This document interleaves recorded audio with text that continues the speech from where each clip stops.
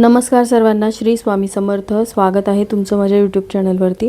आजचा दिवस तुम्हाला खूप छान, सुखाचा, समाधानाचा जाऊ देत, हीच मी स्वामींच्या चरणी प्रार्थना करते आणि आजच्या या नवीन व्हिडिओला सुरुवात करते.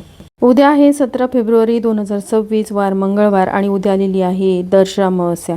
खरं तर ही अमावस्या 16 फेब्रुवारी रोजी म्हणजे आजच संध्याकाळी 5:33 सुरू झालेली आहे. त्यामुळे या अमावस्येला सोमवती अमावस्या किंवा दर्श अमावस्या या दोन्ही नावाने ओळखलं जातं.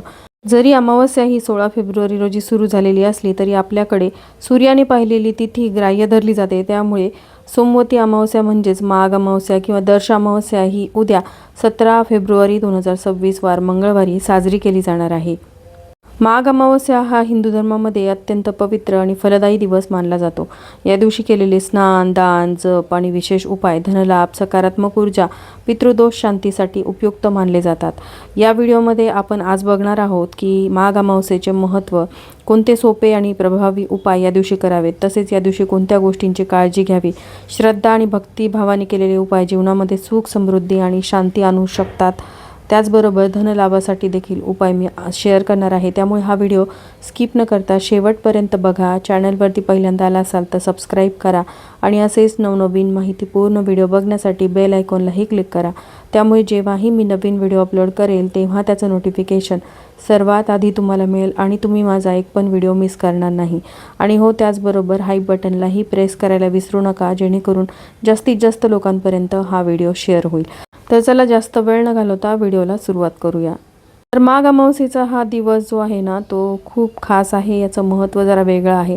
या दिवशी जर आपण ज्योतिषशास्त्रानुसार काही उपाय केले ना तर आपल्या कुटुंबाचं कल्याण होतं. म्हणूनच हे उपाय नक्की कोणते आहेत, त्याचबरोबर आर्थिक स्थिती सुधारायची असेल तर त्यासाठी देखील आपल्याला हे उपाय करायचे आहेत. सगळ्यात महत्त्वाचं म्हणजे या अमावस्येच्या दिवशी नक्की काय करायला हवं आणि काय करायला नको ते देखील आपल्याला जाणून घ्यायचं आहे. अमावस्या तिथीला धार्मिक, आध्यात्मिक, ज्योतिषशास्त्रीय दृष्ट्या अनन्यसाधारण महत्त्व आहे आणि त्यातही सोमवती म्हणजेच सोमवती दर्श अमावस्या, जी माघ महिन्यात आलेली मौनी अमावस्या या नावाने सुद्धा ओळखली जाते. या अमावस्येच्या दिवशी काही खास उपाय जे आहेत ते केले असता त्याचे चांगले परिणाम आपल्या आयुष्यावरती होतात.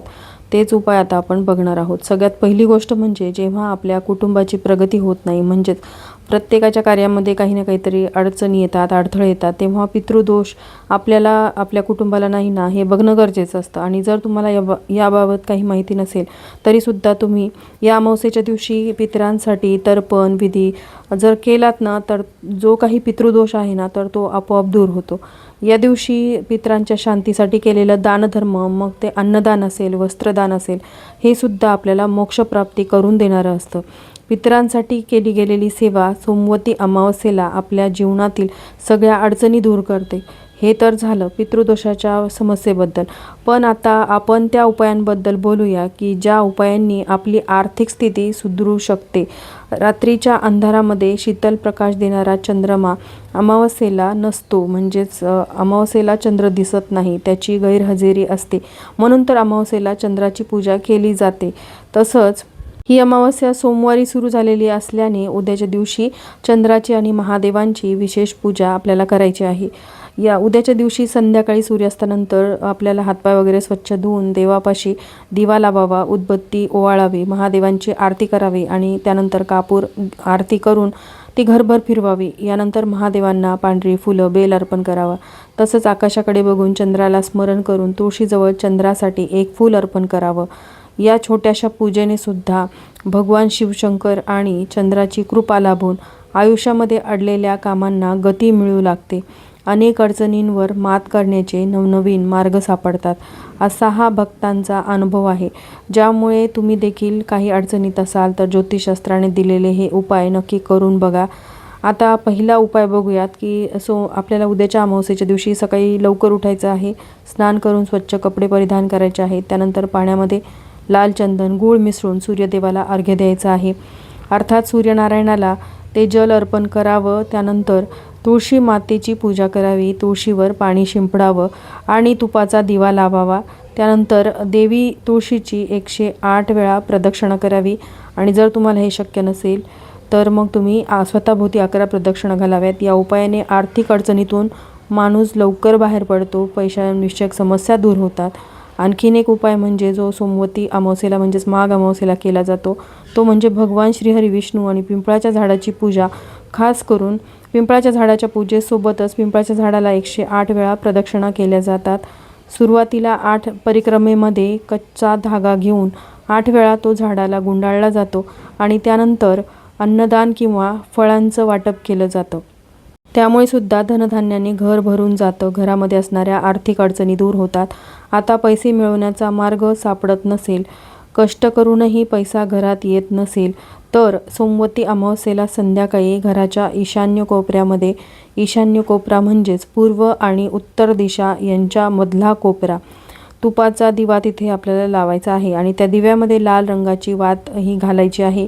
त्या दिव्यामध्ये केशर थोडंसं टाकलं जातं. त्यामुळे माता लक्ष्मी प्रसन्न होते. लक्ष्मीच्या कृपेने धनधान्य समृद्धी घरामध्ये येते. आता तुम्ही एखाद्या दुःखामध्ये व्यापलेले असाल, त्या दुःखातून मुक्ती व्हावी असं तुम्हाला वाटत असेल तर या अमावस्येच्या दिवशी गव्हाच्या पिठामध्ये थोडीशी साखर मिसळून ती मुंग्यांना तुम्हाला खायला घालायची आहे. यामागे विचार एवढाच आहे की मुंगी हा अतिशय छोटा जीव आहे.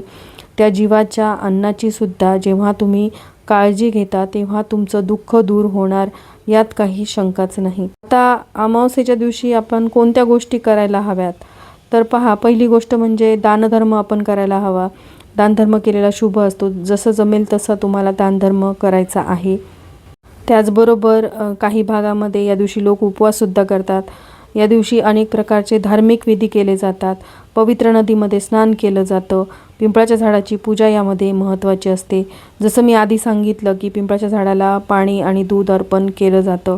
पिंपळाच्या झाडाभोवती नाही, तुम्हाला 108 घालायला जमल्या तर कमीत कमी 7 प्रदक्षिणा तुम्ही पिंपळाभोवती अवश्य घालाव्या. त्याचबरोबर सोमवती अमावस्या म्हणजेच माघ अमावस्येच्या दिवशी पितरांना तर्पण देणं आवश्यक असतं. त्यामुळे पितृदोषातून मुक्ती होते. भगवान शिवशंकरांना अभिषेक केला जातो आणि गाईला चारासुद्धा खाऊ घालणं अतिशय शुभ मानलं जातं.